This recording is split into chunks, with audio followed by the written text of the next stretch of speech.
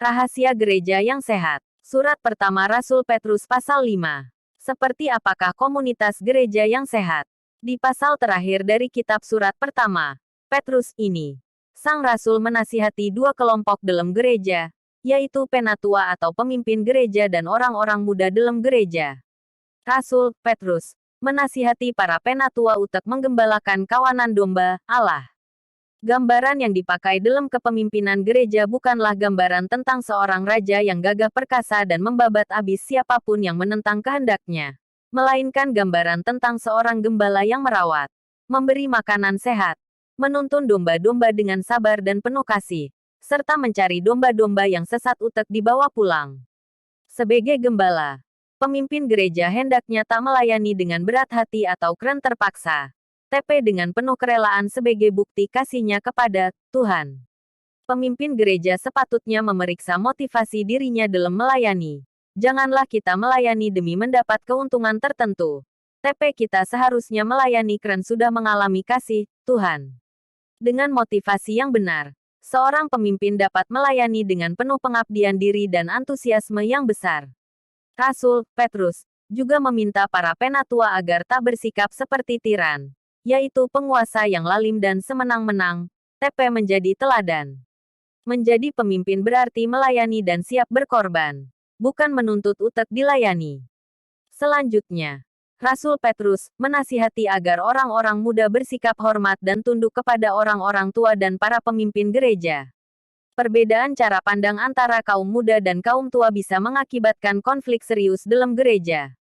Oleh karena itu, saat ada perbedaan pendapat, orang-orang muda harus belajar merendahkan hati dan menghargai pendapat orang-orang tua. Inilah rahasia membentuk komunitas gereja yang sehat. Belajarlah untuk bersikap rendah hati. Jika kita dipercaya untuk menjadi pemimpin gereja, ingatlah panggilan kita sebagai seorang gembala. Jadilah teladan dalam perkataan dan perbuatan kita. Jika kita anggota jemaat, hormatilah para pemimpin kita. Ingatlah bahwa tiada pemimpin yang sempurna. Apakah sikap seperti di atas sudah terwujud di gereja Anda? Jika kita setia dan taat, Sang Gembala Agung akan memberi kita mahkota kemuliaan yang takkan layu.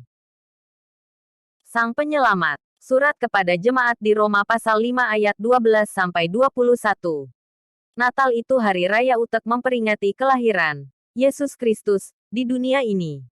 Kelahiran Yesus Kristus itu kelahiran yang istimewa yang tak memiliki kesamaan dengan semua kelahiran manusia di dunia ini. Maria, ibu Yesus Kristus, hamil bukan karena hasil hubungan suami istri, tapi karena Roh Kudus. Ingatlah bahwa Yesus Kristus telah ada sejak kekekalan bersama-sama dengan Allah Bapa dan Allah Roh Kudus. Yesus Kristus, Sang Allah Anak, adalah Firman, yang pada mulanya bersama-sama dengan Allah, lalu menjadi manusia, dan tinggal di antara manusia. Oleh karena itu, kelahiran Yesus Kristus ini juga disebut sebagai inkarnasi. Allah menjadi manusia. Allah menjadi manusia, karena umat manusia telah jatuh ke dalam dosa melalui kejatuhan Adam dan Hawa ke dalam dosa. Sebab itu, sama seperti dosa telah masuk ke dalam dunia oleh satu orang dan oleh dosa itu juga maut, demikianlah maut itu telah menjalar kepada semua orang, karena semua orang telah berbuat dosa. Banyak orang, termasuk orang Kristen, memandang kejatuhan Adam dan Hawa ke dalam dosa hanya sebagai kisah kuno yang menarik, tapi tak menyadari bahwa kejatuhan tersebut berkaitan dengan seluruh umat manusia. Kejatuhan Adam ke dalam dosa itu membawa masuk dosa ke dalam dunia dan selanjutnya membawa kematian. Oleh karena itu, setiap orang dilahirkan dalam kondisi berdosa, bahkan dalam kondisi mati secara rohani. Karena setiap orang dilahirkan dalam keadaan berdosa dan mati secara rohani, manusia tak mungkin bisa menyelamatkan dirinya sendiri. Itulah sebabnya Allah menjadi manusia Yesus Kristus untuk menyelamatkan umat manusia. Maria, ibu Yesus Kristus, mengandung karena Roh Kudus, bukan karena hubungan suami istri. Sehingga Yesus Kristus, satu-satunya manusia yang tak mewarisi dosa Adam dan dilahirkan dalam keadaan tak berdosa. Oleh karena itu, Hanya Yesus Kristus saja yang sanggup menyelamatkan manusia berdosa. Apakah pandemi mengubah keadaan manusia berdosa? Tidak. Manusia tetap dilahirkan dalam dosa dan menunggu saat kedatangan masa penghakiman Allah. Apakah Anda siap menghadapi masa penghakiman itu? Apakah Anda sudah memiliki jaminan keselamatan yang hanya bisa diperoleh dalam diri Yesus Kristus, Sang Juru Selamat, itu? Sang Mesias. Injil Matius pasal 11 ayat 2-6. Perjanjian Lama. Syarat dengan berbagai kisah tentang kegagalan manusia untuk mengikuti kehendak Allah, serta janji Allah untuk memberikan penolong atau pembebas. Kegagalan untuk mengikuti kehendak Allah itu diawali dengan kegagalan Adam dan Hawa untuk mematuhi perintah Allah. Kegagalan selanjutnya terlihat jelas dalam sejarah bangsa Israel, dan memuncak dengan pembuangan bangsa Israel, baik bangsa Israel dari kerajaan Israel Utara, yang dibuang ke Asyur, maupun bangsa Israel dari kerajaan Yehuda, yang dibuang ke Babel. Dalam Perjanjian Baru, penolong atau pembebas itu dikenal dengan sebutan Mesias. Sebutan Mesias itu kata dalam bahasa Aram yang berarti yang diurapi untuk menjadi penyelamat atau pembebas. Kristus itu terjemahan bahasa Yunani untuk Mesias. Dalam Perjanjian Lama, pengurapan itu dikenakan bagi raja dan imam, serta secara khusus dikenakan bagi Raja Koresi, yang dipakai Allah untuk mengembalikan bangsa Yehuda dari pembuangan di Babel. Dalam Perjanjian Baru, gelar Mesias itu dikenakan bagi Yesus dari Nazaret. Keren sebutan Kristus amat sering dilekatkan pada nama Yesus. Gelar Kristus itu seakan-akan seperti menjadi nama keluarga. Pembuangan di Babel yang menegaskan kegagalan bangsa Israel menaati kehendak Allah, serta disusul penjajahan oleh bangsa-bangsa lain, Persia, Yunani, Romawi, telah mengakibatkan penderitaan yang membangkitkan pengharapan mengenai kedatangan Sang Mesias. Saat Yohanes Pembaptis berada di penjara pun, dia berharap bahwa Yesuslah Sang Pembebas itu, sehingga ia mengutus murid-muridnya untuk bertanya kepada Tuhan Yesus. Jawaban Tuhan Yesus mengungkapkan bahwa Dia bukanlah pemimpin politik yang akan mengepalai pemberontakan terhadap pemerintah penjajah seperti yang diharapkan bangsa Israel, melainkan Ia penolong yang dibutuhkan umat Israel, bahkan dibutuhkan seisi dunia ini. Dari ajaran seluruh Alkitab, khususnya Perjanjian Baru, kita mengetahui bahwa Tuhan Yesus itu pembebas bagi seluruh umat manusia, bukan bangsa Yahudi saja, dari penjajahan dosa. Keren dosa telah melanda semua orang di seluruh dunia. Maka, Yesus, Sang Mesias, itu jawaban bagi kebutuhan semua orang. Apakah Anda percaya bahwa Yesus Kristus Sang Mesias, yang sanggup membebaskan Anda dari penjajahan dan hukuman dosa? Sang Pembela. Surat Paulus kepada jemaat di Roma pasal 8 ayat 31-39. Walaupun Yesus Kristus telah datang untuk menyelamatkan manusia berdosa, kita belum bebas dari godaan lingkungan yang berdosa dan dari usaha iblis menjatuhkan manusia ke dalam dosa. Iblis selalu berusaha membuat orang percaya melupakan identitasnya sebagai orang yang telah dibebaskan dari kuasa dosa, sehingga banyak orang percaya takluk terhadap godaan lingkungan yang berdosa. Oleh karena itu, saat ini, orang percaya juga masih bisa berbuat dosa dan mengalami penderitaan. Kerentanan terhadap godaan dosa inilah yang menjadi jalan masuk bagi iblis untuk membuat orang percaya menjadi gelisah dan meragukan keselamatan yang telah tersedia di dalam Yesus Kristus, bahkan membuat orang percaya meragukan kasih Kristus. Kita perlu senantiasa meyakini bahwa Allah tak pernah berhenti mengasihi kita. Sadarilah bahwa relasi di antara ketiga pribadi Allah Tritunggal, yaitu Allah Bapa, Allah Anak, dan Allah Roh Kudus, relasi yang amat erat.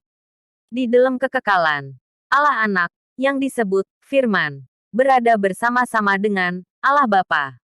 Oleh karena itu, penganugerahan Yesus Kristus, Sang Allah Anak, utek mati di kayu salib bagi manusia berdosa itu wujud kasih Allah Bapa yang luar biasa terhadap diri kita, sekaligus bukti bahwa Allah mengasihi kita dan menjadi jaminan bahwa Allah pasti akan memberikan segala sesuatu yang terbaik bagi kita. Kita ini istimewa dalam pandangan Allah.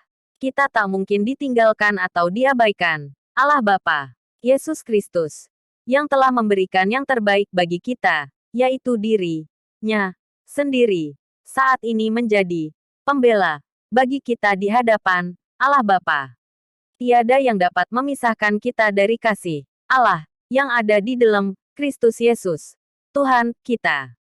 Ancaman penyakit dan kematian di masa pandemi membuat manusia saling mencurigai. Waspadalah agar iblis jangan sampai berhasil membuat kita meragukan kasih Allah. Saat hendak ditangkap di Taman Getsemani, Tuhan Yesus membela para murid-Nya. Bagi kepentingan kita, Dia rela menyerahkan diri-Nya sendiri utek mati di kayu salib menanggung hukuman dosa kita. Di masa pandemi ini, mungkinkah Tuhan Yesus meninggalkan kita?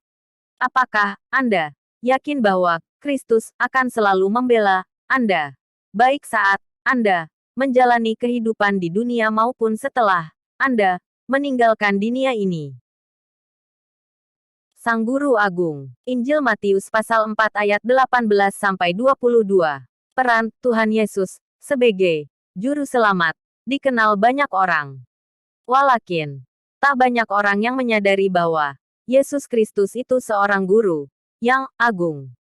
Sebagai guru, kehadiran-Nya mengubah kehidupan orang yang berinteraksi dengan diri-Nya. Dia mengajar bukan hanya melalui perkataan yang diucapkan-Nya, tapi juga melalui teladan yang memancar dari kehidupan-Nya. Sayangnya, banyak pengikut Kristus yang menjadi orang percaya, tapi tak menjadi murid. Kita mengharapkan bahwa setiap orang yang mendengar berita tentang keselamatan di dalam Kristus menjadi orang percaya. Tapi kita juga mengharapkan bahwa orang yang menjadi percaya itu bisa terus bertumbuh di dalam Kristus, serta menjadi seorang murid, yaitu orang yang belajar, dan kehidupannya berubah. Dalam bacaan hari ini, Tuhan Yesus berkata kepada Simon Petrus dan Andreas, "Mari, ikutlah aku, dan kamu akan kujadikan penjala manusia." Perhatikan bahwa menjadi penjala manusia itu keterampilan yang diperoleh dari mendengar ajaran Tuhan Yesus, diperdalam dengan melihat cara Tuhan Yesus mempraktikkan apa yang Dia ajarkan. Lalu kita praktikkan dalam kehidupan kita. Tuhan Yesus menegaskan hal ini dalam pesan terakhir, disebut amanat agung, yang Ia sampaikan sebelum naik ke sorga meninggalkan murid-murid-Nya secara fisik. Karena itu pergilah, jadikanlah semua bangsa murid-Ku, dan baptislah mereka dalam nama Bapa dan Anak dan Roh Kudus, dan ajarlah mereka melakukan segala sesuatu yang telah Kuperintahkan kepadamu. Jelaslah bahwa yang dikehendaki Tuhan Yesus bukan hanya sekadar respons percaya terhadap ajaran Tuhan Yesus, tapi respons melakukan apa yang Ia perintahkan. Masa pandemi ini masa ujian. Bila kita hanya sekadar pendengar yang mempercayai Tuhan Yesus, kita akan kebingungan saat kita sendirian, tak berada di dalam komunitas Kristen. Walakin, bila kita menjadi seorang murid, kita akan memandang pandemi sebagai kesempatan mempraktikkan ajaran Yesus Kristus, Sang Guru Agung. Sama seperti Tuhan Yesus meninggalkan kenyamanan sorga untuk menyelamatkan manusia berdosa, demikian pula kita harus meninggalkan kenyamanan berada dalam komunitas Kristen untuk menerapkan ajaran Sang Guru Agung dalam dunia. Apakah Anda sedang berjuang untuk melaksanakan ajaran Sang Guru Agung itu? Sang Gembala Agung. Injil Yohanes pasal 10 ayat 1-15. Pandemi ini telah membuat banyak orang terguncang dan bingung karena tak mengerti apa yang harus dilakukan dalam kondisi yang sulit saat ini. Dalam kondisi saat ini, kita tak bisa bergantung kepada orang lain karena semua interaksi dengan sesama harus dibatasi. Sebaliknya, kita bisa terus bergantung kepada Tuhan Yesus, Sang Gembala Agung, yang tak terbatas oleh ruang dan waktu. Pertolongan dan bimbingan-Nya bisa kita temukan kapan saja dan di mana saja melalui Roh Kudus, yang mendampingi setiap orang percaya. Sebagai Gembala Agung, Tuhan Yesus mengenal, memperhatikan, memimpin dan melindungi kita, yaitu domba-domba-Nya. Bahkan, Tuhan Yesus rela menyerahkan nyawa-Nya bagi domba-domba-Nya melalui kematian-Nya di kayu salib. Bila kita mengakui bahwa Tuhan Yesus itu Gembala yang agung bagi diri kita, maka semestinya kita menyediakan waktu untuk menjalin relasi yang intim dengan Dia. Semestinya kita berusaha mendengar suara-Nya dengan membaca firman-Nya setiap hari. Semestinya kita mengikuti pimpinan-Nya melalui ketaatan kita terhadap kehendak-Nya yang sudah Dia ungkapkan di dalam Alkitab. Kehendak Sang Gembala Agung itu bukan hanya terlihat dari apa yang Dia katakan, tapi juga dari apa yang tersirat dari apa yang Dia lakukan. Semestinya kita datang memohon petunjuk dan perlindungan-Nya saat kita menghadapi masalah apapun dalam kehidupan kita. Semestinya kita mempercayai bahwa Dia selalu memiliki maksud baik melalui segala peristiwa yang Dia izinkan untuk terjadi di dalam hidup kita. Bila kita meyakini bahwa Sang Gembala Agung itu rela menyerahkan nyawa-Nya sendiri bagi domba-domba-Nya, maka sudah semestinya bila kita tak ragu-ragu untuk tetap mempercayai Dia pada masa pandemi yang terasa berat ini. Periksalah hubungan Anda dengan Yesus Kristus, Sang Gembala Agung. Apakah Anda sudah menyediakan waktu untuk menjalin relasi dengan Sang Gembala Agung itu? Apakah Anda sudah berusaha untuk mendengarkan suara-Nya dengan membaca dan mempelajari firman-Nya? Apakah Anda sudah berusaha untuk melakukan kehendak-Nya? Apakah Anda berusaha untuk mencari pimpinan-Nya sebelum mengambil suatu keputusan penting? Apakah Anda tetap mempercayai Dia saat Anda mengalami sakit, kehilangan pekerjaan, kekurangan uang dan menghadapi berbagai masalah pada masa pandemi ini? Sang Penguasa, Injil Matius pasal 8 ayat 23-27. Sebelum Tuhan Yesus memberikan amanat kepada para murid untuk pergi ke seluruh dunia untuk menjadikan semua bangsa sebagai murid-Nya, Tuhan Yesus mengemukakan bahwa Dialah yang memiliki segala kuasa di sorga dan di bumi. Sebenarnya, kuasa yang dimiliki Tuhan Yesus ini telah terlihat dalam pelayanan-Nya. Banyak hal yang dilakukan Tuhan Yesus yang Injil Matius pasal 8 ayat 23-27. Sebelum Tuhan Yesus memberikan amanat kepada para murid untuk pergi ke seluruh dunia untuk menjadikan semua bangsa sebagai murid-Nya, Tuhan Yesus mengemukakan bahwa Dialah yang memiliki segala kuasa di sorga dan di bumi. Sebenarnya, kuasa yang dimiliki Tuhan Yesus ini telah terlihat dalam pelayanan-Nya. Banyak hal yang dilakukan Tuhan Yesus yang memperlihatkan keilahian-Nya. Pada masa itu, penyakit kusta itu penyakit yang tak bisa diobati. Walakin, Tuhan Yesus sanggup menyembuhkan atau menahirkan orang yang berpenyakit kusta. Penyakit lumpuh, buta dan bisu yang tak dapat disembuhkan pun bisa disembuhkan Tuhan Yesus. Yang paling menakjubkan, orang mati pun bisa Dia bangkitkan. Di samping itu, Tuhan Yesus juga memiliki kuasa untuk mengusir roh jahat serta memiliki kuasa untuk menghentikan angin ribut. Banyak hal yang dilakukan Tuhan Yesus itu hal-hal yang tak pernah bisa dilakukan manusia biasa. Pada masa pandemi ini, penting bagi kita untuk meyakini bahwa Tuhan Yesus Sang Penguasa, yang memiliki kuasa atas segala sesuatu, termasuk kuasa untuk menyembuhkan COVID-19.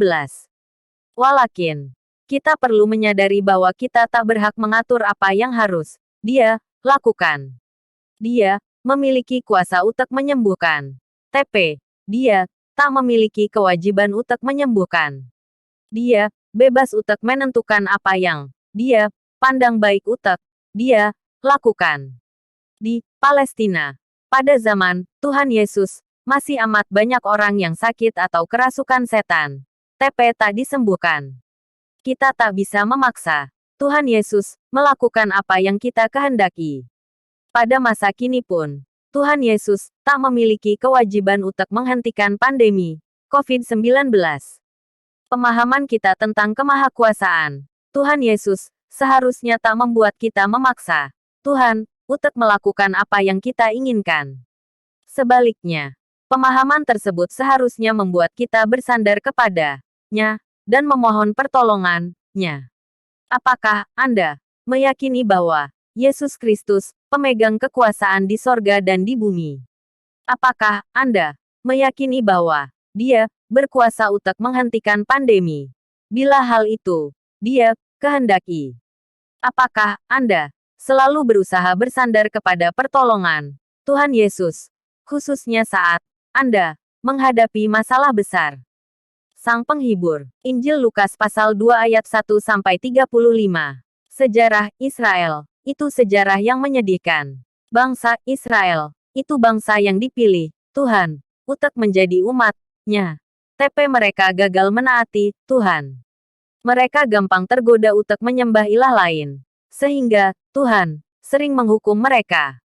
Bila mereka bertobat dan mencari pertolongan Tuhan akan berbelas kasihan dan akan menolong.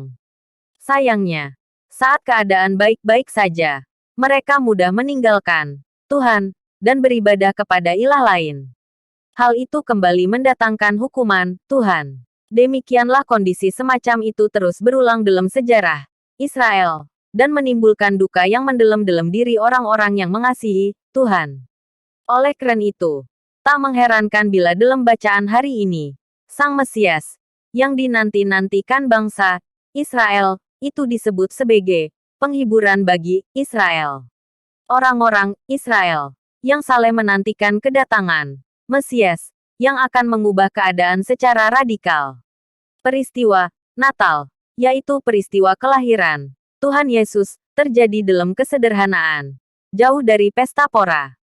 Tuhan Yesus dilahirkan di kandang domba, dibungkus dengan lampin dan diletakkan di atas palungan, yaitu T4 makan ternak. Tamu pertama itu para gembala. Jelas bahwa saat itu tiada kemewahan. Waktu pentahiran itu 40 hari sesudah seorang bayi dilahirkan. Kren, Yusuf, dan Maria miskin. Mereka tak bisa mempersembahkan seekor domba dan hanya mampu mempersembahkan sepasang burung tekukur atau 2 ekor anak burung merpati. Oleh karena itu, peristiwa Natal mengandung pesan bahwa Allah bersedia hadir bersama dengan mereka yang miskin dan menderita. Hal ini terlihat jelas dalam pelayanan Tuhan Yesus, yang selalu mengulurkan tangan untuk menolong mereka yang sakit, sedih dan tersingkir. Janji bahwa Tuhan Yesus memberikan damai sejahtera itu sumber penghiburan saat kita mengalami kesukaran, sakit dan penganiayaan. Apakah Anda telah memiliki damai sejahtera yang dijanjikan Tuhan Yesus itu? Apakah Anda bisa merasakan kedamaian hati saat Anda menghadapi ancaman, kekurangan secara finansial, penolakan, kekecewaan dan kegagalan? Bila Anda mengalami sakit atau kehilangan anggota keluarga atau kehilangan teman dekat pada masa pandemi ini, apakah Anda telah mencari dan menemukan penghiburan di dalam Kristus? Selamat Natal, Sang Pendamping. Injil Matius pasal 28 ayat 16-20. Pada masa pandemi ini, salah satu keadaan tersulit yang kita hadapi itu kesendirian. Apalagi bila kita kehilangan pekerjaan pada masa pandemi ini. Dalam bacaan hari ini, Tuhan Yesus memberi pesan-pesan terakhir sebelum Ia naik ke sorga meninggalkan murid-murid-Nya. Saat Tuhan Yesus masih bersama-sama secara fisik dengan para murid-Nya, para murid bisa bertanya atau meminta bantuan setiap saat kepada Yesus Kristus, Sang Guru Agung. Kenaikan Tuhan Yesus ke sorga mengubah keadaan secara drastis. Oleh karena itu, sebelum naik ke sorga, Tuhan Yesus menyiapkan hati para murid. Tuhan Yesus bukan hanya mengatakan bahwa Dia memiliki segala kuasa di sorga dan di bumi. TP, Ia senantiasa menyertai para murid sampai pada akhir zaman.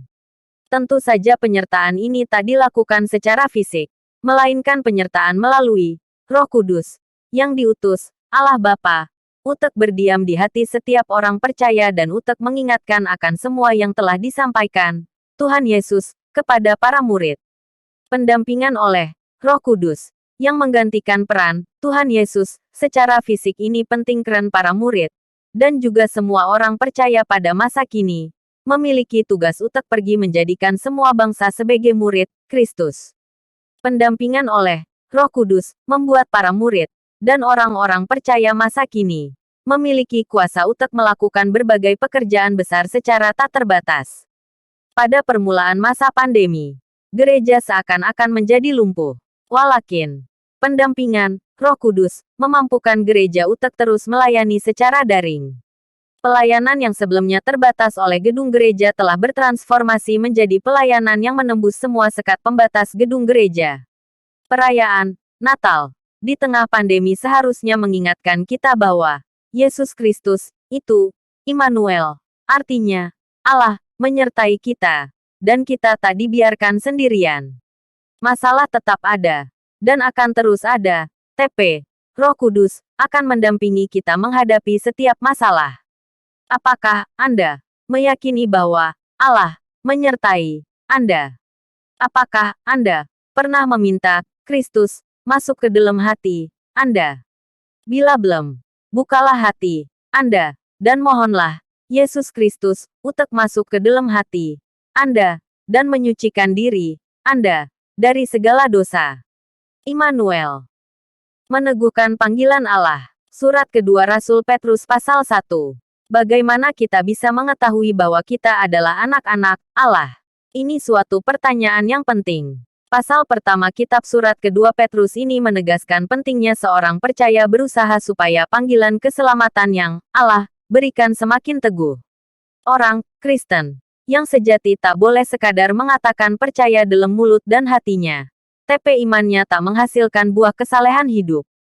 Rasul Petrus mengemukakan bahwa apabila kita benar-benar sudah diselamatkan, kita mendapat anugerah kuasa ilahi yang membuat kita bisa mengambil bagian dalam kodrat ilahi. Artinya, seorang percaya akan diberi kemampuan untuk hidup kudus dan menaati perintah Allah, sehingga ia luput dari hawa nafsu duniawi yang membinasakan dunia. Dengan kuasa ilahi yang dimilikinya, orang Kristen dinasihatkan untuk mengembangkan karakter-karakter Kristiani sebagai berikut: iman, kebajikan, pengetahuan, penguasaan diri, ketekunan, kesalehan, kasih akan saudara seiman dan kasih kepada semua orang. Perhatikan bahwa iman disebutkan paling awal karena iman itu dasar dari ketujuh karakter yang lain. Iman itu sikap hati yang percaya penuh kepada Kristus sebagai Tuhan dan Juru Selamat. Sedangkan kasih yang diinginkan Tuhan bukan hanya kasih kepada saudara-saudara seiman, tapi juga mencakup mengasihi musuh, seperti yang diperintahkan Tuhan Yesus. Dapat dikatakan bahwa iman Kristen yang sejati sepatutnya menghasilkan perbuatan kasih. Apabila seorang Kristen berhasil mengembangkan karakter-karakter Kristiani tersebut, ia akan dapat mengenal Yesus Kristus. Sebaliknya, orang yang tak memiliki semua karakter itu menjadi buta rohani. Artinya, anugerah keselamatan itu menjadi sia-sia di dalam dirinya. Ketika semua karakter Kristiani itu hadir dalam diri orang percaya, maka orang percaya itu akan semakin teguh dalam iman keselamatan yang ia terima dan kepadanya dikaruniakan hak penuh untuk memasuki kerajaan kekal. Tahukah Anda bahwa kita adalah anak-anak Allah? Gunakanlah kuasa ilahi yang Tuhan berikan untuk memperteguh panggilan keselamatan Anda, serta mengejar semua karakter rohani yang diajarkan Rasul Petrus dalam bacaan hari ini. Waspadai bahaya guru palsu. Surat kedua Rasul Petrus pasal 2. Dalam bagian ini Rasul Petrus memperingatkan para pembaca untuk mewaspadai guru-guru palsu yang menyusup ke dalam gereja Tuhan. Para guru palsu tentu takkan terang-terangan mengakui bahwa pengajaran mereka tak berasal dari Tuhan. Walakin, guru-guru palsu ini secara halus menyelewengkan ajaran Alkitab dan mengajarkan apa yang sebenarnya pikiran mereka sendiri. Melalui tindakan penyesatan yang mereka lakukan, sesungguhnya mereka telah menyangkal Tuhan. Kesesatan seperti apa yang mereka ajarkan. Akibat pengajaran guru-guru palsu itu, banyak orang akan mengikuti cara hidup mereka yang dikuasai hawa nafsu. Hal ini berarti bahwa guru-guru palsu itu menjadikan anugerah Allah sebagai surat izin untuk berkanjang dalam dosa. Kasih Allah disalahgunakan sedemikian rupa sehingga anggota jemaat diperbolehkan untuk berdosa secara bebas berdasarkan pemikiran bahwa semua dosa itu akan diampuni. Pengajaran seperti ini tentu mendorong perbuatan-perbuatan immoral dan akibatnya merusak reputasi kekristenan. Rasul Petrus mengungkapkan bahwa motivasi para guru itu keserakahan, yaitu menginginkan sesuatu yang sebetulnya tak berhak mereka miliki. Terhadap para penyesat ini, Tuhan akan mendatangkan hukuman-Nya.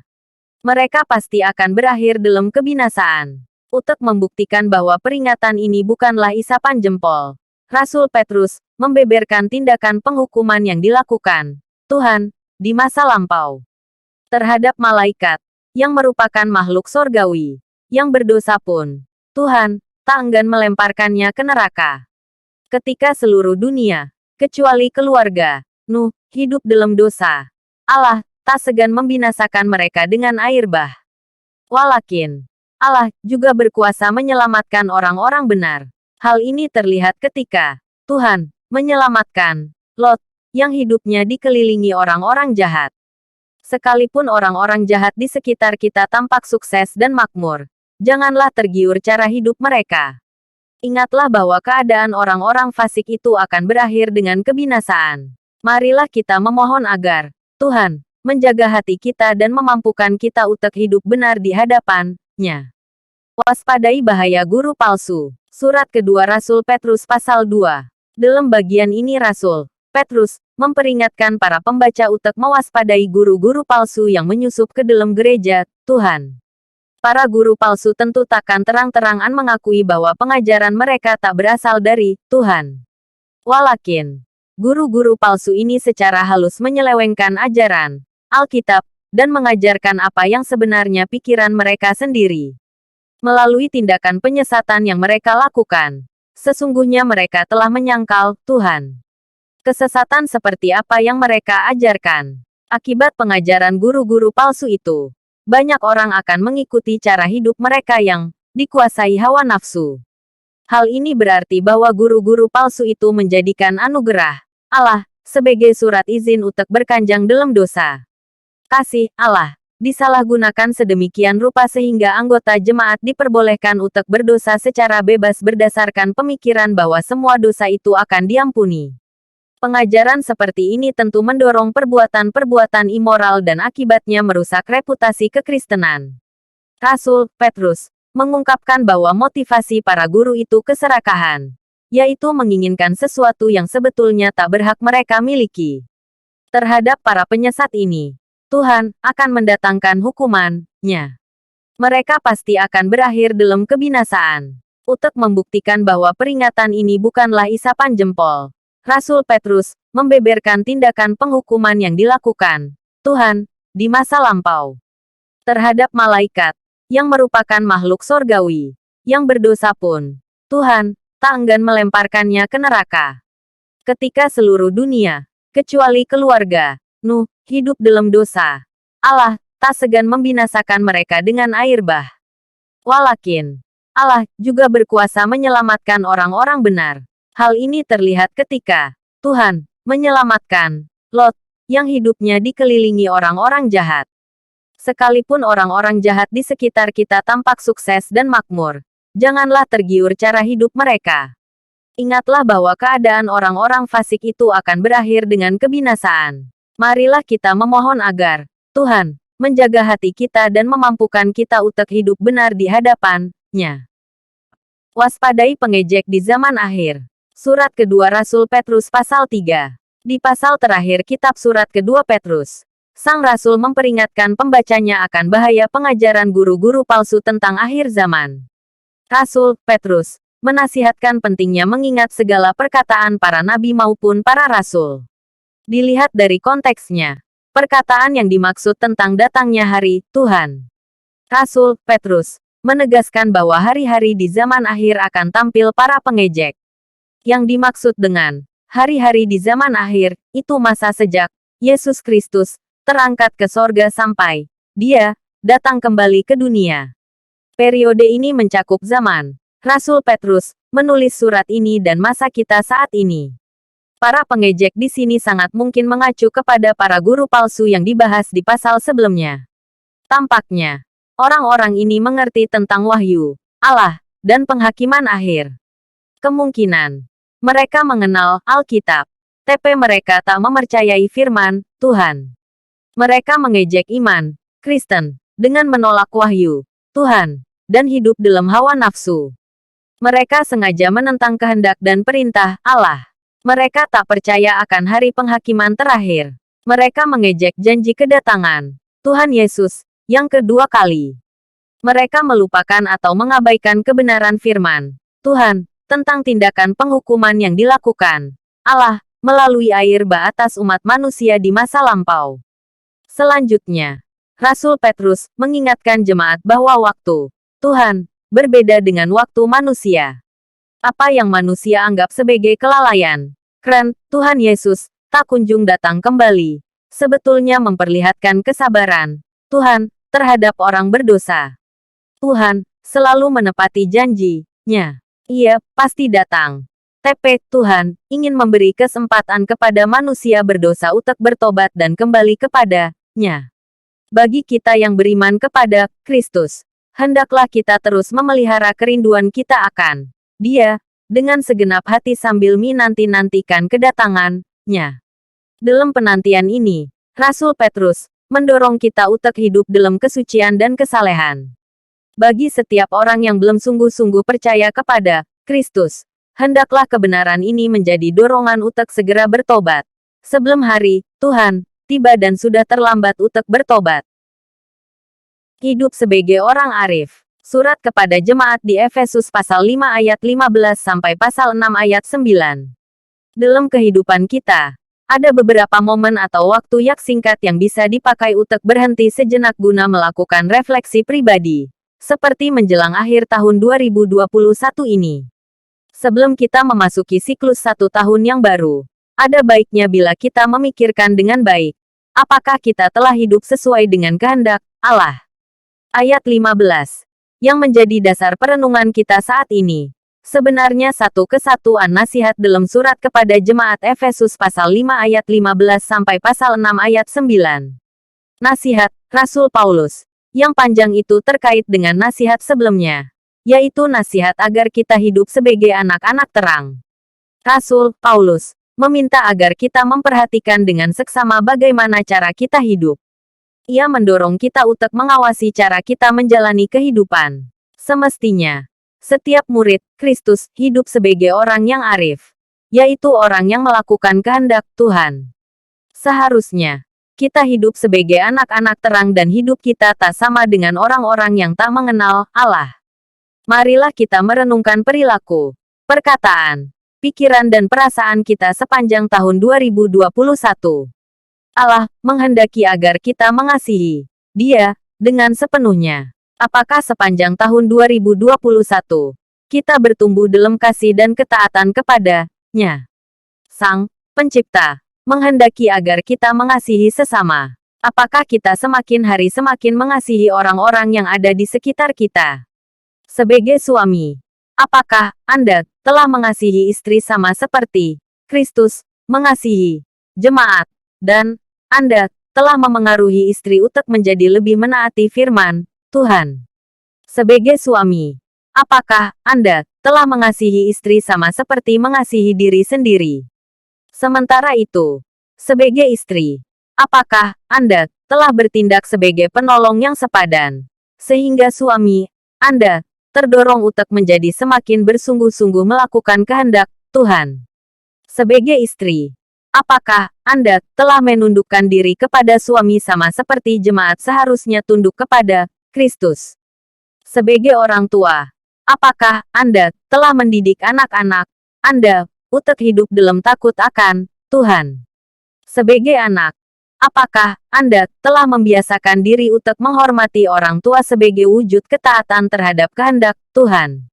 Periksalah kehidupan Anda. Apakah Anda telah hidup sebagai orang yang arif selama tahun 2021 ini? Menatap pengharapan di masa depan. Surat kepada jemaat di Roma pasal 8 ayat 31-39. Hari ini kita akan mengakhiri perjalanan hidup kita di tahun 2021. Tahun depan, kondisi pandemi COVID-19 masih membayangi kehidupan kita. Banyak orang masih dicekam rasa cemas dan terus menduga-duga apakah situasi ekonomi tahun depan bisa menjadi lebih baik bila dibandingkan dengan masa sulit selama 2 tahun ini. Mungkin ada di antara kita yang merasa khawatir terhadap kemungkinan terjadinya lonjakan penularan COVID-19 seusai masa raya, Natal, dan pergantian tahun. Jangan-jangan, ada di antara kita yang sudah tak memiliki pengharapan saat mengakhiri tahun 2021 ini. Surat Rasul Paulus yang kita renungkan pada hari ini menegaskan bahwa Allah di pihak kita, anak-anaknya. Allah Bapa yang telah mengaruniakan Putera Tunggal-Nya bagi kita pasti akan memberikan berkat-Nya, dan Kristus pun pasti akan menyertai kita sesuai dengan janji-Nya. Kita bisa meyakini bahwa Allah turut bekerja dalam setiap situasi yang dihadapi umat pilihan-Nya untuk mendatangkan kebaikan, yakni membentuk pengenalan pribadi yang lebih mendalam dengan Allah. Bukan hanya itu, di dalam Kristus, orang-orang pilihan Allah pasti akan memperoleh kemuliaan pada akhirnya. Selanjutnya, siapapun dan kondisi apapun takkan bisa memisahkan kita dari kasih Kristus. Dengan demikian, sungguh benar bila kita disebut lebih daripada orang-orang yang menang. Kemenangan yang kita peroleh di dalam Kristus itu kemenangan yang gilang gemilang dan suatu kepastian. Selain janji-janji untuk masa mendatang, Tuhan juga memberikan janji-janji untuk masa kini berupa damai sejahtera, hikmat, perlindungan, pertolongan dan kekuatan. Sesungguhnya, janji-janji Tuhan untuk masa mendatang maupun untuk masa kini itu jauh lebih berharga bila dibandingkan dengan segala kesulitan hidup yang sedang kita hadapi saat ini. Walaupun tantangan dan kesulitan hidup tak mungkin untuk kita hindari, janji-janji yang kita peroleh di dalam Kristus jauh lebih berharga daripada semua masalah yang kita hadapi. Tataplah pengharapan yang kita miliki di dalam Kristus. Pengharapan itu akan membangkitkan daya juang dan keuletan untuk menghadapi segala kesulitan. Ingatlah bahwa umat pilihan Allah itu lebih dari para pemenang. Iman yang mengantisipasi masa depan. Surat kepada orang Ibrani pasal 11 ayat 8-10. Abraham mendengar firman Tuhan yang memerintahkannya untuk pergi dari negeri tempat ia dan sanak keluarganya menetap. Jadi, Abraham diminta untuk pergi dari lingkungan yang sangat ia kenali, yang selama ini memberikan rasa aman dan nyaman bagi Abraham serta seluruh keluarganya. Tuhan berkata kepada Abraham bahwa ia akan menunjukkan negeri yang menjadi tujuan kepergian Abraham. TP. Dia tak memberitahu dengan jelas negeri atau kota apa yang menjadi tujuan. Abraham tak bisa mempersiapkan diri atau mengantisipasi apa yang akan dihadapi selanjutnya. Tuhan memang memberikan janji yang indah, namun saat itu janji Allah tersebut belum tergenapi, yang membuat Abraham bersedia menaati firman Tuhan untuk pergi meninggalkan tanah tempat tinggal keluarga besarnya tak lain hanya keren iman. Berdasarkan keyakinannya itu, Abraham menatap ke masa depan dengan sebuah harapan, yaitu harapan berupa sebuah kota yang mempunyai dasar, yang direncanakan dan dibangun Allah. Keyakinan Abraham kepada Allah dan janji-Nya membuat ia tetap melangkah. Iman Abraham mengantisipasi masa mendatang. Iman itu dasar dari segala sesuatu yang kita harapkan dan bukti dari segala sesuatu yang tak kita lihat. Setiap murid Kristus di abad ke-21 ini telah memiliki dasar yang lebih kokoh daripada Abraham ketika ia diminta untuk pergi menuju ke tanah Kanaan. Kita pun telah memiliki bukti yang lebih banyak, yaitu bukti bahwa janji Allah dapat dipercaya daripada yang diketahui Abraham. Keren saat ini, sebagian besar dari janji Allah kepada Abraham telah digenapi. Misalnya, kita sudah tahu bahwa pada akhirnya keturunan Abraham menjadi bangsa yang besar dan menduduki tanah perjanjian. Dari keturunan Abraham inilah lahir Yesus Kristus, Sang Juru Selamat. Selain itu, janji-janji Allah yang telah digenapi telah tercatat di dalam Alkitab untuk meneguhkan iman para murid Kristus. Di era digital ini, pandemi COVID-19 menimbulkan situasi sangat tak stabil. Kita tak memiliki perakiraan yang jelas akan hari esok. Namun, kita memiliki kesaksian yang kukuh tentang Allah yang setia. Sambutlah tahun 2022 dan melangkahlah dengan iman kepada Allah yang setia. Iman yang demikian mengantisipasi masa mendatang. Apakah Anda telah terbiasa melangkah dengan iman? Bila belum, mulailah sekarang. Panorama foto keluarga. Kitab pertama Tawari pasal 1. Setiap orang pasti mendambakan keluarga yang ideal, yaitu keluarga yang setiap anggotanya, suami, istri, anak, masing-masing memahami dan menjalankan peran yang diberikan Allah. Sayangnya, sangat sulit menemukan keluarga ideal semacam itu. Sayangnya, buku-buku autobiografi tokoh-tokoh terkenal pun umumnya hanya menceritakan sebagian kecil kisah kehidupan keluarga dan biasanya hanya mencatat hal-hal yang positif. Pasal 1-9 memperlihatkan panorama daftar keturunan yang panjang dari Adam sampai mereka yang kembali dari pembuangan di Babel ke tanah Yehuda. Di pasal 1, penulis kitab Tawari melukiskan panorama foto keluarga nenek moyang bangsa Israel yang terdiri dari 4 kelompok besar, yaitu, pertama, daftar keturunan dari Adam sampai anak-anak Nuh. Kedua, daftar keturunan anak-anak Nuh, yaitu Sem, Ham, dan Yafet. Abraham, keturunan dari Sem. Ketiga, anak-anak Abraham, dan daftar keturunan Abraham dari gundik-gundiknya. Keempat, anak-anak Ishak, dan daftar keturunan Ishak dari Esau. Dalam keempat daftar keturunan tersebut, tak banyak tokoh seperti Nimrod yang disebut berkuasa di bumi. Sebagian nama menunjuk pada orang-orang sederhana yang tak ideal di mata Allah. Orang-orang pilihan yang mendapat kasih karunia Tuhan secara khusus pun, misalnya Nuh, Abraham, Ishak, dan Yakub atau Israel, memiliki banyak kelemahan. Walakin, melalui keturunan merekalah Sang Juru Selamat, yaitu Yesus Kristus, akhirnya dilahirkan. Seandainya kita membuat sebuah panorama foto anggota keluarga besar kita dan memperhatikan setiap anggota di dalamnya, tentu ada banyak catatan kaki dalam benak kita yang menunjukkan betapa tak idealnya keluarga kita di mata Tuhan. Walakin, percayalah bahwa Tuhan mau memakai keluarga kita yang kurang ideal itu untuk meneruskan warisan iman, yaitu Injil Yesus Kristus. Roh Kuduslah yang sanggup melepaskan keluarga kita dari ikatan atau belenggu dosa. Roh Kudus sanggup mengubah catatan sejarah kelam dalam keluarga kita menjadi catatan sejarah keluarga Kerajaan Allah, bila kita memberi diri untuk diubah Roh Kudus. Jadi, marilah kita merenungkan sejarah keluarga kita.